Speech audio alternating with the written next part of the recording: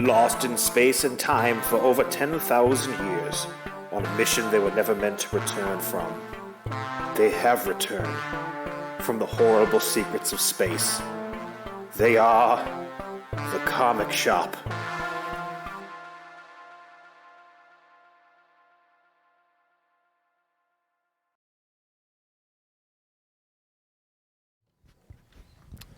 You're listening and or watching the Asugo Comic Shop does a podcast with me, Dog Dad. I'm Lucas Brewer, a.k.a. Cat Dad. And I'm Lunchbox. For some reason. Oh, okay. Yes, the reference. And welcome to a very special episode of the Asugo Comic Shop does a podcast that's on a Wednesday. It is It's a on Wednesday? And I it's thought it was Monday.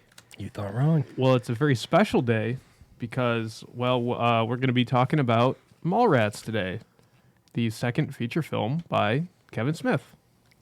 That is correct. One of my top three films of all time. Am I on? Okay. One of my top three films of all time. What's the reference to Lunchbox here? Jay calls Silent Bob a Lunchbox.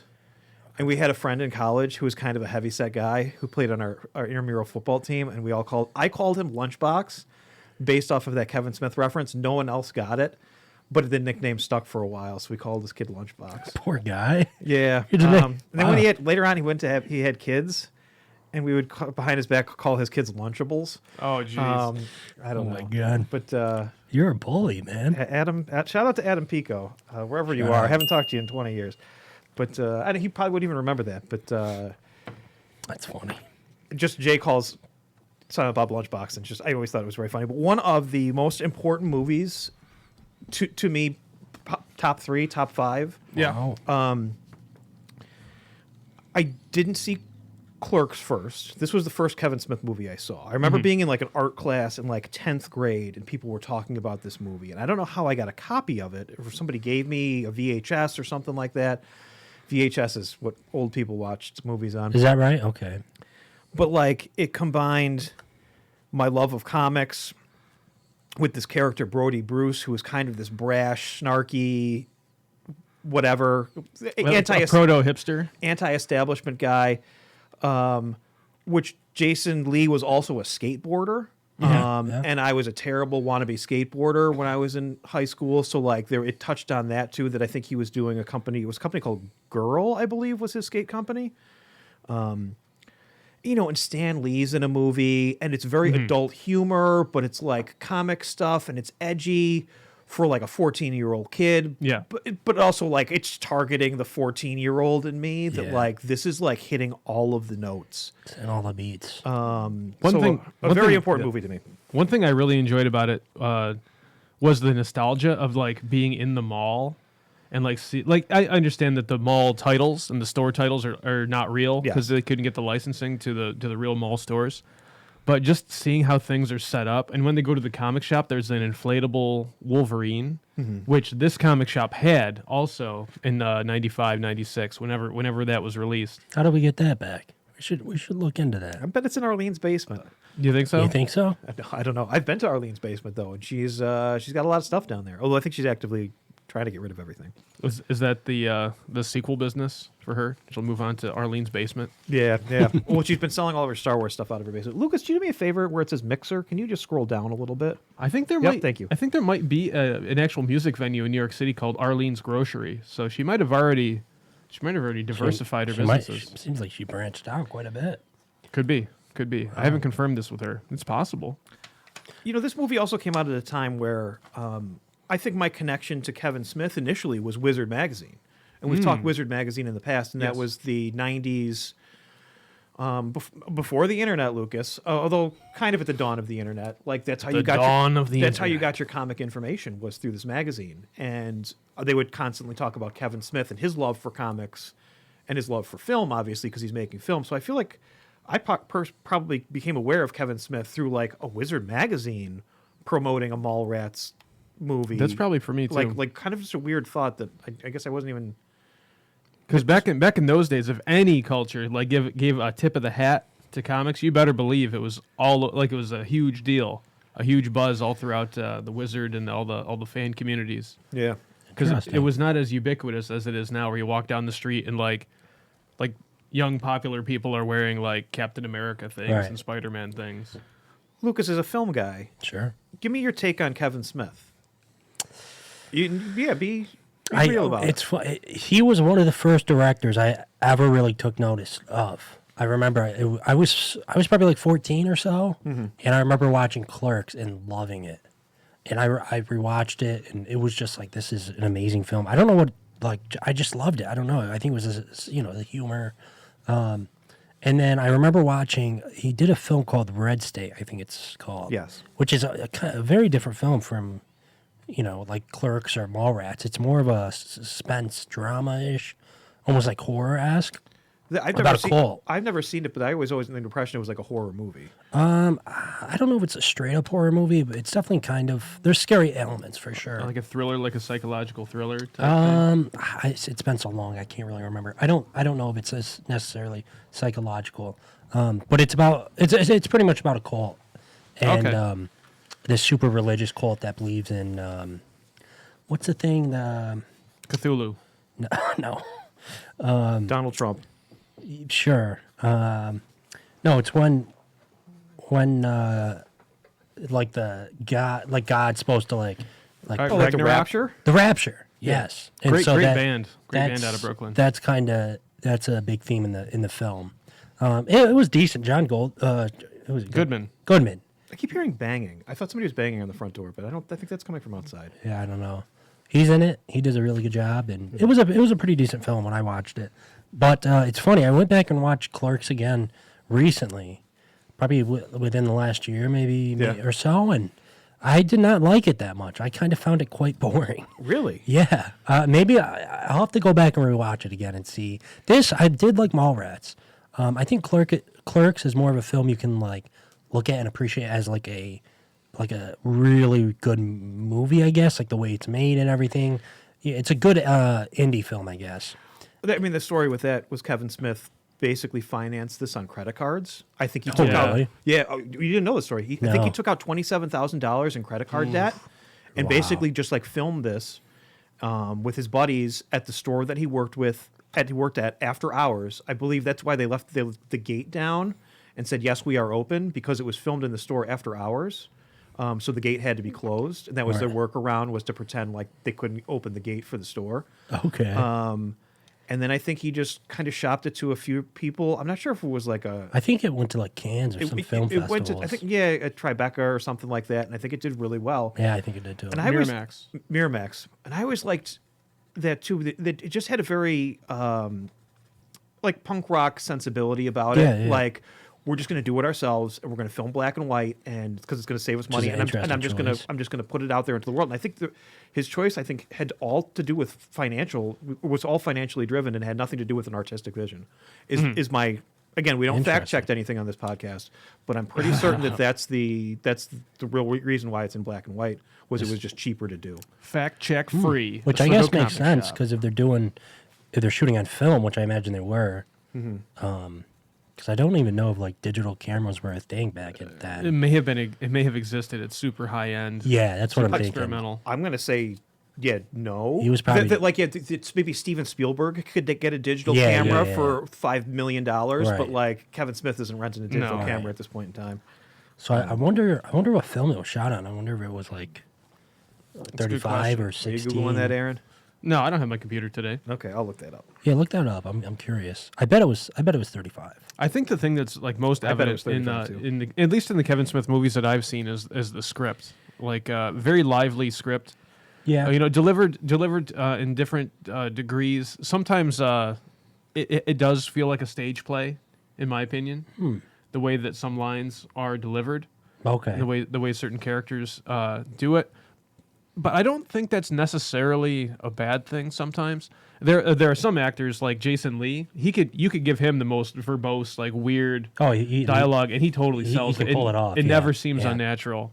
There were certain points like when Shannon Doherty is like talking to Jason Lee when like before she goes out the window of his bedroom, where like she's acting the lines, but it doesn't feel like she would ever say those things. Right. Do you know what I mean? Yeah, I think that makes sense. Kevin Smith's an interesting case when it comes to dialogue, that I think it can be very eloquent. It Yes. can, like a lot of this stuff, it feels like it's a monologue or a soliloquy. Yeah. Then it's not necessarily how people talk.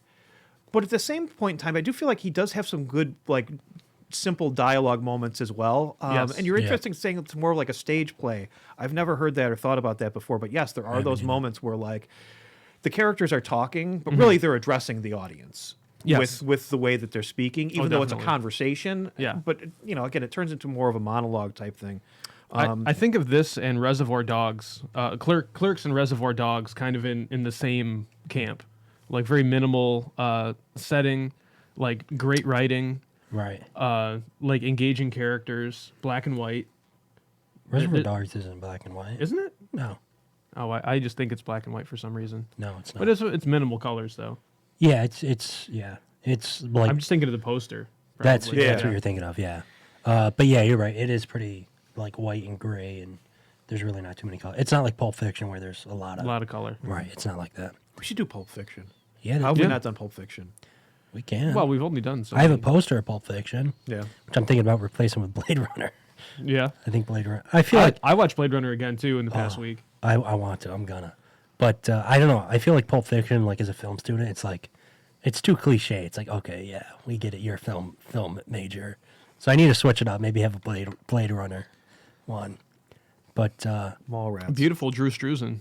Drew Struzan, who I think also did a poster for Mallrats. I know Yeah, I can't right. 100% guarantee that, but if only there was Interesting. some kind of instantly searchable database. if you, someone said, I don't know who this is.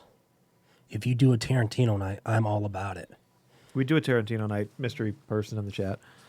I would love to do Once Upon a Time in Hollywood. Oh, I love that movie too. That might be my favorite I have Tarantino I'd film. watch that. I think that is my favorite. Drew Struzan did do a Mallrats poster. Is he like the guy that's known for all the classic Oh yeah, The Thing. posters? Yeah, Blade Runner, Star Wars, Indiana Jones. Indiana Jones. Yeah, okay. Oh yeah.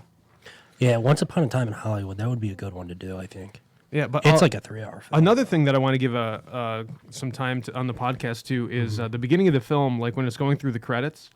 Yep. There are custom comic book covers that were commissioned specifically for the movie by hot artists at the time. Which again, I feel like this is like a wizard thing that like Yeah.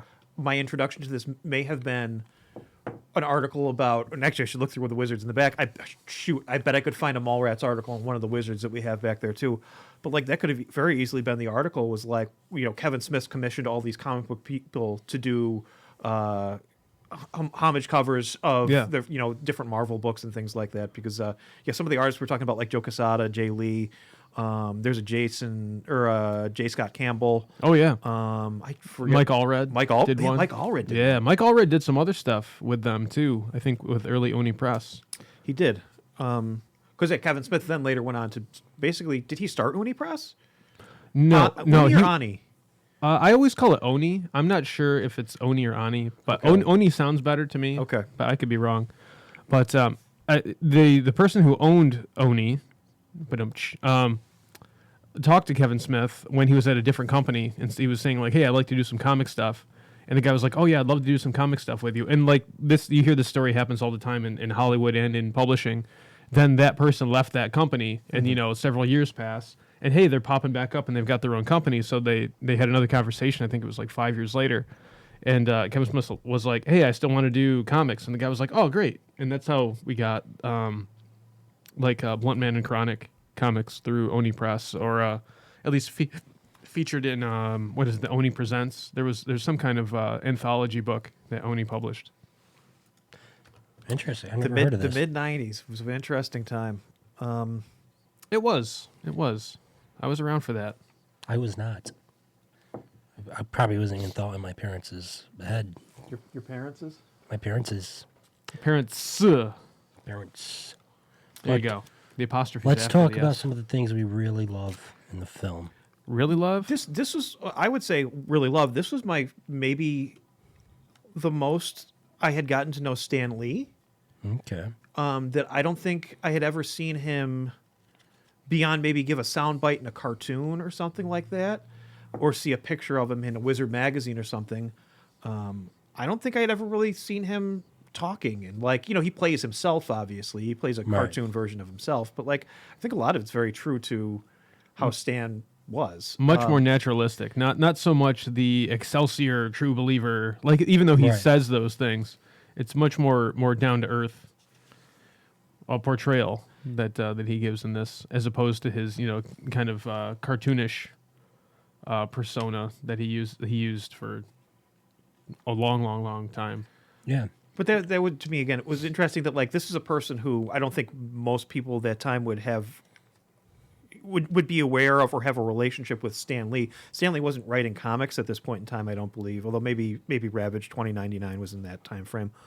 But like, here's somebody who was kind of this mysterious creator of all of this stuff that I had seen glimpses of, and you know, soundbite here, picture there. But this is pre-internet, right? And, you know, it's not like you could follow. Like, you know, I followed Stan Lee on Twitter later on when he was doing, which was turned into an awful thing. Although at the end of Stan Lee's life, the elder abuse that was broadcast on his Twitter from a daily basis was horrific. Yikes.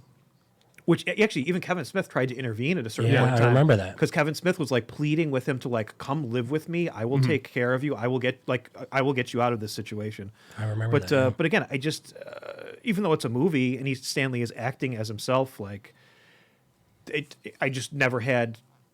I'd never gone to Comic-Con. I'd never met the man before, but to kind of see him and talk and have him be humorous and funny and be like, oh, that's the guy who created all of the stuff that I'm into. Like that's pretty cool. Kevin Smith even said that the body man of Stan Lee, who's like with him along a lot, like the bodyguard, plus like also make sure he's in the right place at the right time, takes care of him, said to Kevin that Stan considers Kevin Smith like the son that he never had. Oh wow! He said that on one of the Fat Man Beyonds. I didn't know they were like close. I think that they were very, very close, and I think that this was maybe the start of their relationship. I don't exactly know how it came about, but I think he reached out to Stan on kind of a whim, and Stan kind of just went along with it. I'm sure Stan loved being in front of the camera. Oh, yes. Like, I think that's like... Well, that's why he was out in California. He was always trying to do that. He was, yeah. He was always pushing for Marvel properties to be made into movies. And then later his own stuff to varying degrees. There's a cool callback in Captain Marvel, the Stan Lee cameo, and it's of him on a bus reading the script for Mallrats, which I thought that was awesome when I saw that in theaters. And Kevin Smith had a cool reaction too. He like recorded himself like right after he saw the film. He was like in tears, and he was like, "That was like the best moment of my life." I think Kevin Smith posts 3 videos of himself crying every day. I know. He's an emotional man. He's an emotional man, and I love it. That's all right. Yeah. Yeah, no. It's 100% he's a cool okay. guy. I think he is the true successor to what Stan Lee is in comics, being an ambassador of comics and geek stuff to the world. Even though he's much more foul-mouthed than Stan Lee ever was, but I feel like he's like morally and ethically more on the up and up too. You know, just because there is some controversy around. Because Stan will take credit for everything, but there's a lot of things that were at the very least co-created, if not entirely like whole cloth created by his collaborators too over time. But that's a whole another conversation, legal thing. Not to diminish Stan Lee's importance in the world of comics and pop culture, because it certainly is immense. Getting back to, I guess, being a little bit more foul-mouthed with Kevin Smith, I like that it's very obviously he writes very sophisticated toilet humor. Yes. And I think that it's a good way of putting it. It has a good soul about it too. That like it's never meant to be mean or hurtful. Right. There's an element of silliness, and then I think that oftentimes his message at the end of these movies is it's always a positive, like caring, you know, a good message to take away, even though it's maybe packaged in a bunch of dick and fart jokes and inappropriate things at times, you know. But there's a very good heart to it, and I think that comes across in how Kevin is when he talks about these things. That like, yes, he's foul-mouthed. Yes, it's a bit scatological and things like that, but you get the sense that he's like a really good dude who really cares about people and like you know I feel like a good successor to Stan Lee. That he's very different, obviously, than Stan Lee, but still has that like, you know, I want to be positive, I want to create, I want to have fun, I want to put stuff out there into the world, I want to be imaginative, and I encourage everybody else to do those same things. So that's cool. Yes. I know he's making Clerks 3 now, I believe. I believe that's like his next project. Is he filming or is he done filming? I don't know. I think you're right. I know he's working on it, but I'm not sure where he is. The last project that he did, Jay and Silent Bob Reboot, I kind of followed that very closely. That he was putting up like every day on his Twitter, Instagram, he was kind of putting up like a little short movie of him and Jay Muse and what they were doing on set and things like that. I didn't watch that. It's free on Amazon Prime. Yeah. Did you watch it? It's a good watch. Yeah. I mean, it's not going to change your life, but it's fun. I don't know. I saw the trailer and Kevin Smith's wig just looks so bad. I was like, I don't know if I can watch it. It looks so bad. It is a bad wig. I was like, dude. I didn't even think about the wig. Yeah, no, it's like super straight, and it's like, okay. It's not good. Yeah, like Aaron said, it's not going to change your mind about him. It really is just the same movie done over again with more modern references, but like it just plays to his audience. And Harley Quinn Smith, another one to get her into. Harley Quinn Smith vehicle, but that's okay. But I mean, I would totally if I was in that position someday and like Lucy wanted to be an actress, I would totally do the same thing. Yeah, of course you would. It's your daughter, yeah. Why not? Why not? You know. And she's gone on to do other stuff now too. She was in Once Upon a Time in Hollywood. Oh yeah, that's right. She had a very small role though. I don't know if she even. See, there's a Quentin Tarantino connection, right? Right there. They've got to know each other. Well, and I think Kevin Smith talked about that at one point in time. That like he was just super jazzed. That like, well, my daughter's done movies with me, but she's doing a movie with Tarantino. Yeah, like I she's remember. legitimate. Like that's that's got to be a great feeling as a father, being like, well, I could put her in a bunch of stuff, but she's proven herself to the point where she can get a bit role in a Tarantino movie. That's pretty cool. And again, I'm sure there's friendships and politics that play into it, but like Tarantino's also like a nut that I don't feel like he would just put a friend's daughter in a movie. Like, no, I don't think that's how Tarantino operates. No, I would agree. Probably still an audition that was successful. What's that? Probably still like a successful audition that happened. Yeah, I'm sure. What were some of the things we didn't like? I can start.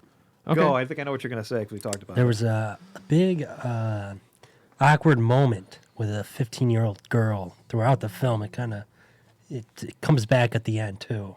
Yeah, and I thought that was just it's a little weird. It did not age well. And Evan was saying, I don't think it was ever like. I feel like it easily. was one of those awkward things in watching it initially as a kid, where you're like, "Oh, that's kind of weird," because I was probably a 14 or 15-year-old kid watching this and being like, "Well, that's like I like the characters, but like, you're saying this Ben Affleck character like was like okay, like that's a little weird." yeah, but I don't think the movie ever intended it to be okay. Oh no, not at all. No, I agree. I don't think it was like, oh yeah, this is okay. Like, but because obviously it pays off where Ben Affleck gets arrested. We got to do a shout out to your mom, Carol Lee. My mom is watching. She's watching. How did that happen? I almost just pressed the nice lady button. I'm sorry. Oh, I'm sorry for swearing, Mom. I didn't mean. Oh goodness. Shout out to my mom. Thanks Shout for watching on this this Awesome. very special Mallrats episode. Very I know, very dirty movie. Couldn't pick a dirtier movie to talk about. Goodness. But also pure and naive and innocent in a lot of ways too. Mallrats. Yeah. It's a fun watch. It's that juxtaposition between the two. It's a fun watch, One movie we should review is Chasing Amy. And that I'm on board with that. I would watch that again. That's something we should. I hear mixed things about Chasing Amy. that some of it holds up very well, and then some of it also is a bit outdated for today's thinking. Because I think Kevin Smith has had to come back and comment on that a few times. Where like, right. And again, I think that he comes from a place of not innocence, but like he's trying to create a positive message, trying to tell a love story. But again, where the world was in the mid to late 90s is a very different place than where the world is in 2022. And I don't think any of Kevin Smith's message was meant to be like malicious or undermined any type of gay, bisexual, it was a tough subject matter that I thought he addressed tastefully, but I'd be curious to rewatch it. Does it hold up well, or is it a little bit cringy? I don't know. Yeah, and that's kind of where he lives too. Is like right on the edge of all different types of stuff, but still kind of approaching it with that pure heart, but still trying to find the edges that can be funny. Mm-hmm. And sometimes you fall off on the wrong side of the edge. It's going to happen when you're pushing the limit, especially for what was that? Was that like 1996 or 1997? I'm going to say 1997. I don't know. Yeah, because it would have been a couple of years after Because Mallrats, which I was think 95. Clerks was 94, Mallrats was 95, and I think Chasing Amy was 1997. It's the year my brother was born. But we were talking about things that we don't like about the movie, and there's a certain chocolate pretzel scene that, that you don't like that? I didn't particularly enjoy what they did to poor Michael Rooker. Yeah, I don't know. I thought it was okay. Like it was a little funny. You know, it's not a great joke. It's gross. It's definitely gross humor because you're like, ugh, right? But I thought it was fine. Yeah. I thought it was fine for what it was. Michael Rooker looks like, I remember when he came back out for Walking Dead like 15 years later, and I was like, why does he look the same age as he did in Mallrats? Like, is he a guy that's just always looked like he's like 45? Or is that's so interesting? Because he was in a movie with Jean-Claude Van Damme too. It was like Double Impact, maybe. I don't remember. Was he in that? But he was like a character in that. And he looks exactly the same, except he has like a little bit of hair. But not a lot of hair. Just a little bit. Also, there's a cameo of. He's got some nice buns in the movie too. I don't know if you saw the towel scene there. I would say Michael Rooker is not a hunk. Does not pass the hunk. I disagree. He is not a hunk. I disagree. You're gonna go against Yondu? Yeah. Yep. Mary Poppins, y'all. I'm gonna say he's a little honky. No, I disagree. I mean, he was in action movies. He's in quite a few action movies. I think he qualifies. He's got the pedigree. Qualify. He's got the pedigree. Does not qualify. Michael, if you're listening, I support you. I support. I think he's a great actor. Lucas says he didn't support you. Is he watching? We've got what's up with the sunglasses? These are the only glasses I brought with me. I didn't bring any other glasses because it's sunny outside. So that's why I'm wearing sunglasses today. Sure is sunny. Speaking of what else I'm wearing, I got to give a shout out to Ravenswood. Hey, wait a second. What the heck? Comic shop out in New Hartford. What the heck? Is that your favorite comic shop, Aaron? It's one of them. Oh, It's top two. They don't have a lot of trades there, so I'm a trade guy. Lucas, are you ready to do the podcast without Aaron next week? I am 100% on board. It was a good run, but Yeah, and I think we're gonna draft Alex Dexter. He's gonna be our mid-season replacement for interesting. Aaron Lee. The reason I got this is to guilt you guys into like at least doing a pre-order or something for comic shop T-shirts. Oh, I don't think that will ever happen. Make a T-shirt. I don't care. I don't want to sell T-shirts. Okay. All right, You have permission to use the logo for whatever you want. Okay, fair enough. All right, you heard it here, folks. But there was a cameo of if you're a big comic book men fan, there was Brian and Walter in the film. Oh yeah, who you don't even recognize, Brian. You don't. He doesn't have a beard. I don't. You believe. don't. And No, then, no. he's 30 years younger. Yeah. Walt also Looks the same. Looks Walt. similar. Yeah, you could tell it's Walt. Yeah. But I love that show. So when I saw them, I'm like, oh my god. That line at the comic book store, that's some point that sticks in my head. Yeah. Just like. Do you ever remember that? Like there being like a line at the comic shop for something as a kid? I don't. I mean, I came here on like real off times, like Thursday nights and stuff like that. Like if there ever was an event, I don't. It might have been a sale where there was a line, but not really any signings. I know. I think the first signing I ever came to here was Ray McCarthy, the inker who worked on Red Robin and Wonder Woman and a whole bunch of other stuff. He lives the Flash. in Mexico. I think he lives in and around. Why don't we try to Mexico. We should do a signing of someone. That'd be cool. Yeah. Aaron, you want to sign some books? I would sign some books. We could I'm set here it up anyway. right here. Oh, They're right here. and Set it people up just circle. during the podcast. Who could we get? We could get Michael Rage. You kind of poo-pooed that the other day. Well, for the tell podcast. us who Michael Rach is. He's a professor over at SUNY Oswego. He teaches some great classes actually, comic book history, graphic storytelling. I think he does a screenwriting class, and then he also does a horror movie class. Oh my god! Which I want to take. I all wanted of to his take classes. so bad. But Can I just audit them as a community member? Maybe. They're probably during the Probably. day though, aren't they? Get a I don't know. substitute for an hour. I don't know. I know the horror movie class is like a 3-hour class a week, so that one That might be sounds at night. awesome. Yeah, and you watch a horror movie and talk about it. Oh my gosh! And so, yeah, I want to take it, but it's just I don't think it's going to work out, unfortunately. See if we can just get that syllabus. Get that I- syllabus. Silly Maybe. bus. But no, he's someone I want to try to have on the podcast eventually. But He was doing a Kickstarter. I know. I think it might be over by now, but he was doing it a might zombie Kickstarter. Yeah, Hopeless. I remember he showed us some pages in class. We man. got a sneak preview. Oh, I should support that if it's not too late. I don't think it is. Everybody check out Kickstarter Hopeless. Hopeless, Mike yeah. Mike Rach. And I believe Set in a town in New York. Come on. Zach Austin. No, that doesn't. I don't know. I think his name's Zach something, the artist, who really good artist. But yeah, no, I know you wanted him on this week, but it was just short. I think it was just too short notice. Oh, Alex wants give me Indie Comics comic shop crossover shirts. Don't talk into your microphone. I'll never speak into my microphone ever again. Well, it's because these glasses are polarized, so I'll have to do the risky. So that's why you keep leaning over, because I'm like, what is he doing? With I'll have to do the yeah. risky business now with my glasses here. But what is it? Alex was also talking about something in here that I agreed with that I wanted to see. Can we scroll up in that chat? Yeah. Do we have the technology to scroll up? We sure do. Where is it? There's some other stuff. That's it. Let's keep. Let's go down. Go down. Keep going. Keep going. Okay. This is great podcasting. I know. I was about to say. Keep going. Keep scrolling. Riveting. Oh, the Dirt Mall. The Dirt Mall is one of his favorite parts of the movie. Yes. The Dirt Mall, which is, what's the mall in New Jersey? As a New Jersey person, I should know this mall, but there is a Dirt Mall. And the actual mall that this is supposed to be in is, I believe, Monmouth County Mall, which was a relatively new mall at the time of this film. And I don't think he had permission to film there, so they filmed in some half abandoned mall in Wisconsin. But it's supposed to be modeled after the Monmouth County Mall, or the Freehold Mall. The Freehold Mall. Nobody knows what I'm talking about at this point in time. No. But I used to shop there and everything. It was like this big, beautiful mall. And then down the street a ways was like the Dirt Mall. So that was actually based off of real malls that were kind of in central New Jersey. Freehold's like, if you have to draw a dot right in the middle of New Jersey, that's where it would be. Kevin Smith was kind of a Jersey Shore guy, so maybe this mall's like 30 minutes from, where Kevin Smith grew up. But I could see like making the pilgrimage 30 minutes to go to like the Super Awesome Mall, and then being the comics guy wanting to go to the Dirt Mall to dig through long boxes and just find the secret, the flea market, the gold, the gold that's buried there.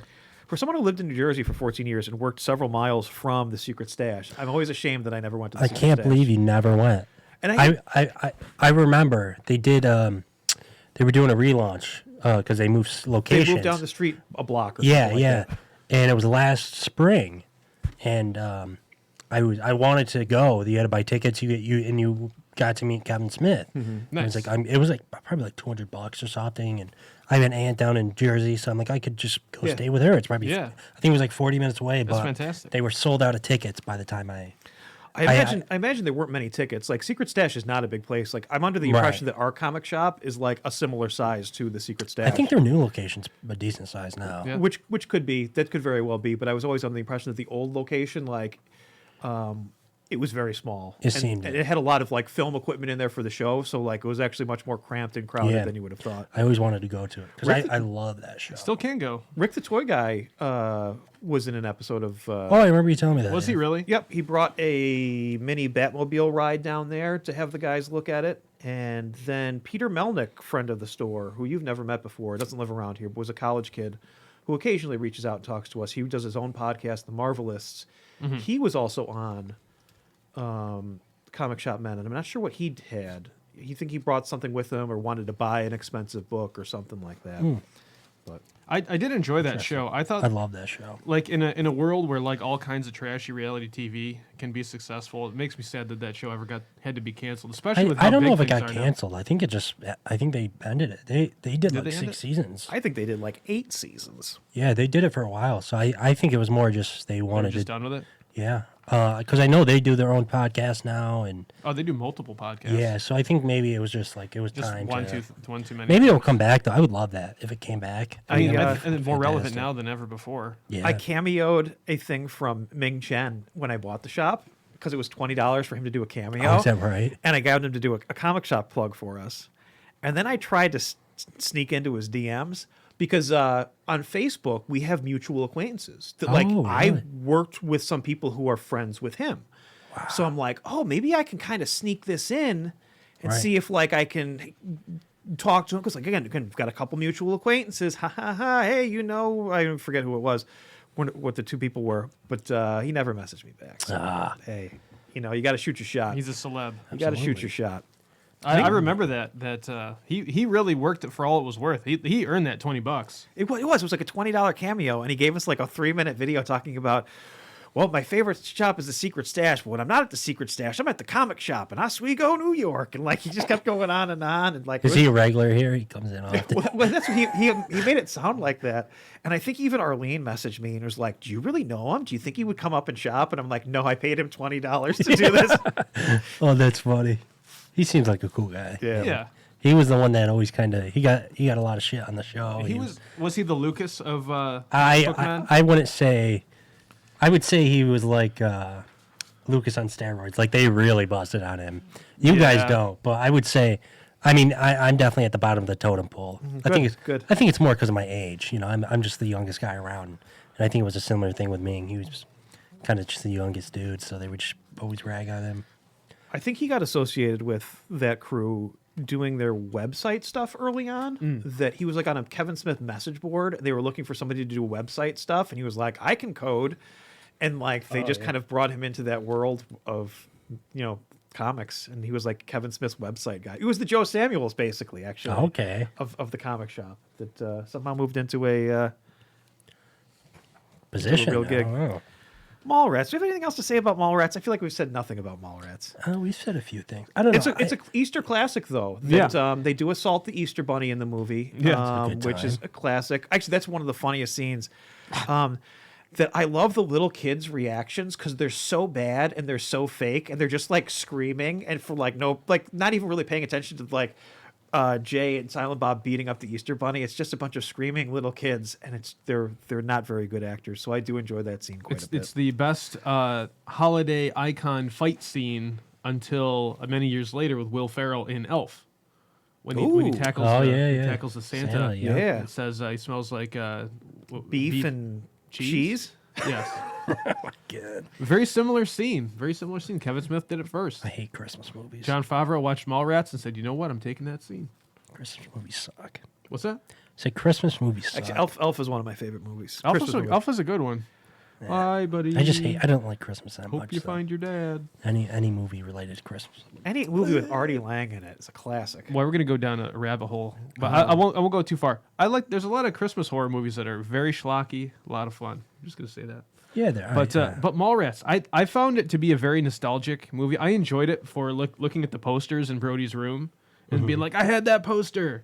Be like, oh, I remember that. Or like when they're at the mall. It's a time like I think they're working on a sequel to Mallrats called Twilight of the Mallrats because mall culture is by and large either changing or disappearing. Yeah. I heard at one point they are. I don't know if it's still he had written under it production. at one point in time. Actually, and he addressed this in Jay and Silent Bob Reboot. Yeah. That there's a comic shop in the mall in Jay and Silent Bob Reboot, and I think that he tried to touch on the fact that the mall's a dead place now. That like Brody's there with his comic shop because the rent is so cheap because nobody goes to the malls anymore. Yeah. And there are actually rats that are in the mall because it's kind of so like I feel like he tried to squeeze some of that Mallrats humor into that 5-minute scene where they're at the mall, basically talking about this was, I forget how I love the smell of commerce in the morning, like whereas like this has all gone away and this is not part of our culture anymore. You know what? I think I did start watching the new Jay and Silent Bob movie actually. I gotta watch it again now. And I turned it off because I was like, I don't want to watch this. Because it's the same movie, but it's just I remember I started, and I remember because they were in a comic book shop. Yes. And yeah, I remember I was probably like 10 minutes into it, and I was like, I just can't do it. What does Jonathan Lego Man say? He says bat gadgets. Is he referring to the when Bob pulls out the vibrating finger? Oh, jeez. Oh goodness. But he had the grappling hook. Yeah. He had the helmet. He had force powers. That was pretty cool. Yeah. He had force powers. Pretty cool. He's an interesting character that he has a lot to say. And most of the characters are likable enough. Yeah. I love the Ethan Suplee character of just looking at the sailboat? the schooner. Oh yeah. Yeah, the schooner. Schooner is a sailboat. Have you seen Ethan Suplee lately? He's jacked. He's jacked. He is ripped. Apparently, he went on some kind of like health kick, and now he's just like built like a bodybuilder. He is jacked. Good for Insane. him. Yeah, good for him. Shout out to Ethan Suplee. I like him in Below with Yeah? Johnny Depp. That's a good movie. He's in I that. bet Mrs. American Lee knows History what that is. X. Was he in that too? Oh yes, Great- yes, great yes. movie. yes. I don't know if- it's a crime. I still haven't seen that. It's a great movie. You gotta watch It's that. it's intense, but it's a great movie. He was in Boy Meets World. Is that? Yep. Oh yeah, that's right. Cool. Very cool. Oh, Well, I don't know. Very charming film. Another thing I like about Kevin Smith is he brings his friends up with him. Like whenever he has success, he brings everybody with him. For sure. Jason Mewes. Yeah. Great example. And, Walt and Brian and all those comic book guys. I mean, he created the show around comic book men.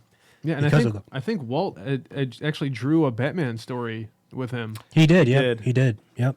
I remember that. The Widening Gyre or something like that. I'm not sure. I think he did a lot of the art in the movie too. Did he do like the blueprint schematics and things like that? Walter drew. Oh, it's possible. I don't know. I think so.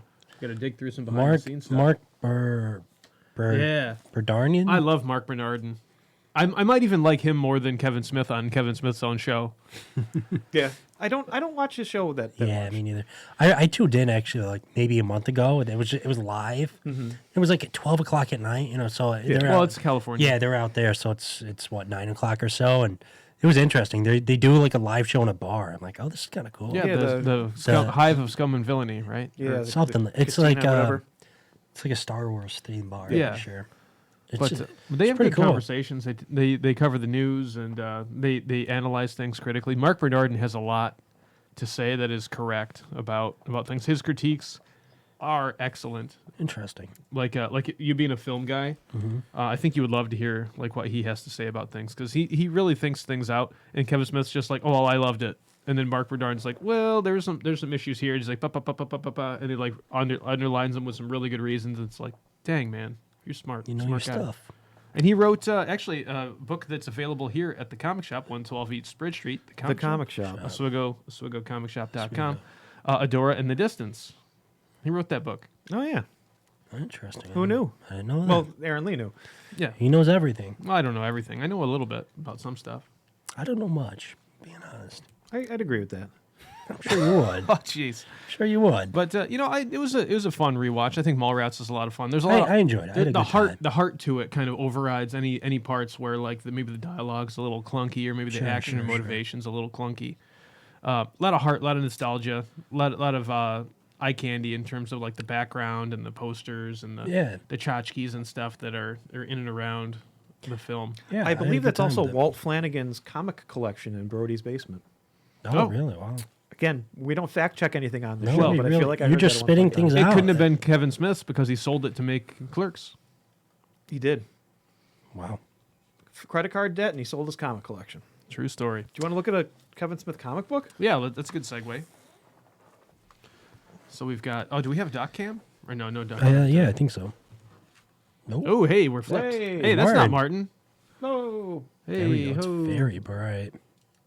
It's got to wear shades. But I don't think it needs to be inverted. Or no, maybe it does. I think it does. Oh. But it's Green Arrow by Kevin Smith, published by DC Comics, illustrated by Phil Hester. Ooh, some nice bold ink work there. Horizontally, yeah. There we go. An introduction by Kevin Smith. Looks like it's got some Alex Ross covers, too. Leave it to Kevin Smith to do his own introduction. I do like the artwork in this a lot. A lot of three-nipple fortune teller. That was when she takes off the third nipple and eats it. It's tremendous. Yeah, I was like, yeah, you really don't see that coming. You don't. And I've seen the movie, and I was like, oh my god, I forgot about that part. That was funny. I really like Phil Hester's art in this. I haven't looked at anything by Phil Hester in a long, long time. You have something against the guy? No, but I don't know if he's done anything recently, and I'm much more into indie stuff than superheroes. Has Phil Hester done anything recently? That's a good question. I don't quite know. I like Phil Hester stuff a lot too. I've got a really old thing that he did for Caliber.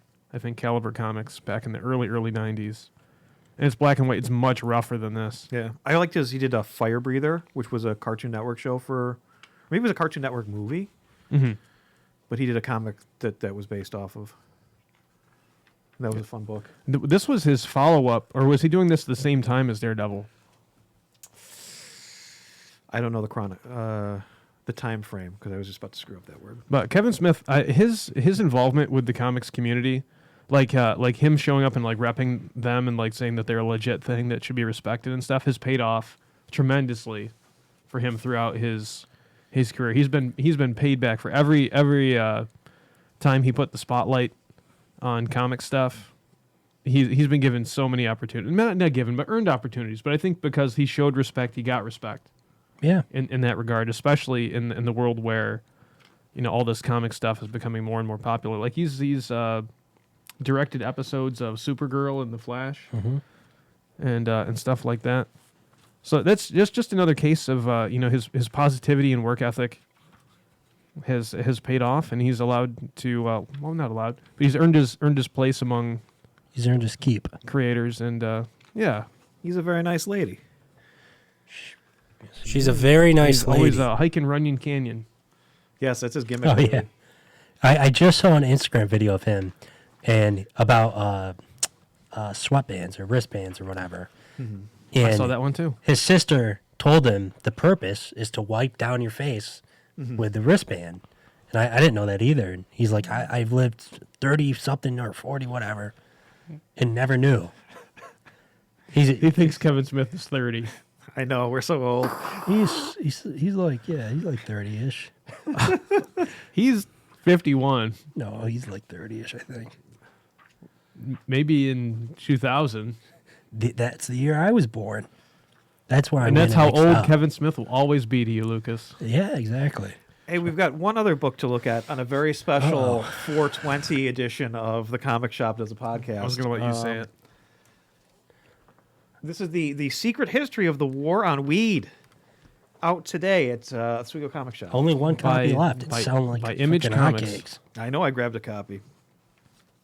Oh, look at that cover. Who does the lettering on that? Oh, it looks like Clayton Coles. Clayton Coles out of Rochester, New York, who we met a couple weeks ago. Shout out to Clayton Coles. Shout out to Clayton Coles. Yeah, I got to bug him at some point. And send written him by Brian Posehn, which is kind of fun. Yeah, and Gary Duggan. Or Dugan. Dugan. Two classic Deadpool guys. Yeah. So it's going to... Oh, we already have a giant crocodile and a guy with a giant... well, I don't even know what kind of gun those are. Those are like the guns that you, wave out the side of a helicopter in a Vietnam movie. Yeah. Like the heavy gunner guys. Yeah, this looks pretty wild. It looks really fun. And actually, let's go back to Clayton Cole's lettering. I think the lettering in this book is tremendous. So Aaron, you should message him that. Yeah, hey, good lettering on the thing. Yeah, I could do that. Build that relationship. Yeah, I know.